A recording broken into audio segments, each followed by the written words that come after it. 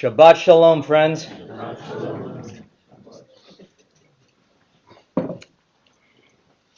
I don't know who here has any kind of background in psychology, but I was talking to my friend, one of my friends who is a rabbi, which I have quite some number, and we were talking about this psychological thing in and around personality disorders in particular. And he said to me, there's a lot of family systems theory stuff I don't buy. Okay, a lot of family system psychological analysis he was saying that I don't buy. But the one he said that I feel like I totally do buy is the one that talks about when it is that we are broken in various ways, shapes, and forms, the thing that we are often trying to solve for or to fix is some piece of deficiency that we were missing, in particular from our parents when we were children. That when we are at our worst and most dysregulated, perhaps, the thing that we're often grasping for is some kind of fix to the stuff, to whatever it is we were lacking in particular as children, missing from our parents.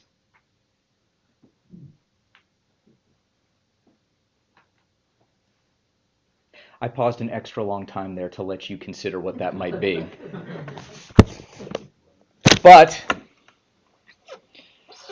that whole conversation came to mind in reading the Mikraot Gedolot, the medieval Mefarshim commentaries on this week's Torah portion, Vayeshev, and in particular what Abarbanel says. If you were reading along, you'd have seen that whole thing about the Technicolor dream coat, the Ketonet Pasim, the ornamented tunic, this outfit, right? What Abarbanel points out is that it says that Joseph was old enough to be tending to the sheep just before that, okay? So he and all the other brothers are effectively adults at this point, are grown up enough to be field hands, okay? Late teenagers. And it says the thing, then it jumps to this coat of many colors, the ornamented tunic, and it says that he was the favorite, and there's this thing, the coat, and his brothers hated him. And Abarbanel points out something that I never considered before, but in retrospect sounds kind of obvious. If all the brothers are mostly adults at this point, the thing it took to push them over the edge was a stupid coat. He gave him a coat, and that was what made them lose their minds and sell their brother into slavery?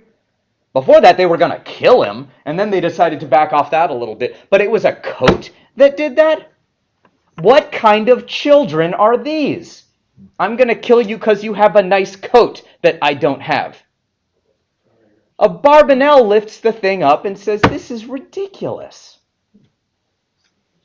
That you're going to exact that kind of viciousness on your own family because the guy has a cool-looking jacket? And so this actually takes me to that piece of that family systems thing that I was discussing with this rabbi who's a friend of mine, and the idea that there are these funny things that when we arrive in our most dysregulated states, bring us back to a childlike place, actually. And so to answer Abarbanel, yeah, it was just a coat, but it's never just a coat. We'll know this. Getting into Freudian territory here, the coat is not just a coat. The coat is a signifier. It symbolizes something. If you ever get into like semiotics and Roland Barthes and some of those ideas, nothing ever is just what it is in the world. A stop sign, it's a red octagon with the letters S-T-O-P. There's nothing intrinsic about this thing that means stop. We ascribe it that meaning. We give it that meaning, okay? And by that same token, the coat is just a coat. Barbanel is correct about that. But what have the brothers laden it with? What have they imbued into it and invested into it? It has become, in fact, a symbol of something else. The brothers have transformed the coat. It's a symbol of everything that's broken, essentially, or the most broken thing, perhaps, in their childhood, in their wanderings, in their upbringing, with this bizarrely, weirdly hierarchical family system with these 4 mothers, 2 of whom are not actually wives, and which one of them is more important than the others. A lot of scholarship would suggest, actually, we're not totally historically sure if those 12 ever existed, but they absolutely were stand-ins for real tribes of people that did dwell in the land of Israel and probably fought low-intensity conflicts approaching civil wars with one another at various points in time. The Torah just happens to take it and say, nah, let's do family system stuff with this. And I think it's actually really telling, and it's a really remarkable reminder on that level. This is a time of year that sees many of us turning and returning to family systems and structures and going home for the holidays and reconnecting with people, with all of that which is difficult and challenging and gnarly. It's not easy. These are the people who perhaps most effectively know how to push your buttons, who most effectively know how to point out the thing that gets under your skin.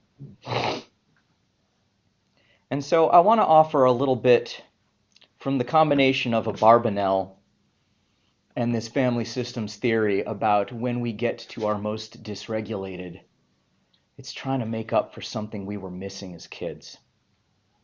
Davka this time of year, if you go home, if the kids come home, the grandkids, whoever it is, everybody's all getting together and kind of reverting to some of those childlike and familial places and whatnot. I just want to offer you Abarbanel's question. Does the coat really mean that you are despised and lower and all the hierarchical things and this tribe defeats the other one? Is it laden with all of that? Or can you actually make a choice not to imbue all of that stuff into the coat? Just let the coat be a coat. It's harder, perhaps, than is obvious. Easier said than done, and I think that's a piece of what's really remarkable about it. But I like that question from Abarbanel, this idea that can you ever take the symbol and split out of it what it symbolizes, particularly if it triggers something from within you in the way that you grow up. Maybe it's possible, but maybe it's not. But as a drosh between Thanksgiving and all of the winter holiday scene, it strikes me as a really curious and thoughtful and remarkable question. Can you take the coat and pull out the conflict, pull out the hardest stuff, that which it symbolizes? Is it possible to go into familial spaces when they're hard and separate out you yourself as a kid or whatever triggers you or pushes your buttons or whatever it is? Is that even possible? Maybe. Maybe Abarbanel's wrong.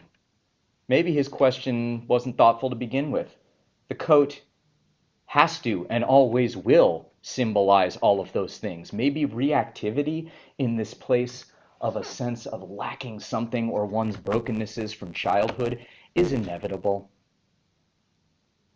Or maybe we're in therapy and doing the work and, some days are better than others, whatever.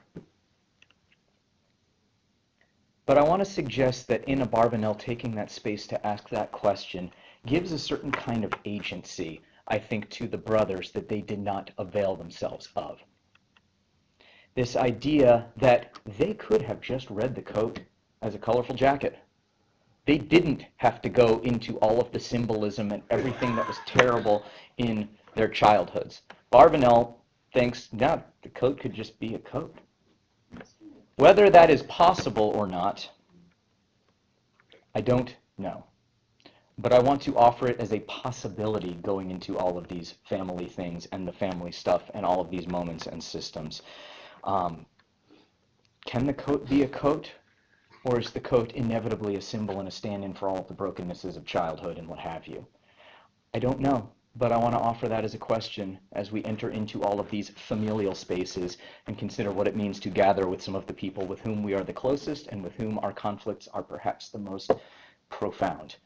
Shabbat Shalom. If you want to talk about this more, I'm happy to at Kiddush, but just want to offer that as a reflection and a possibility in this season. Shabbat Shalom.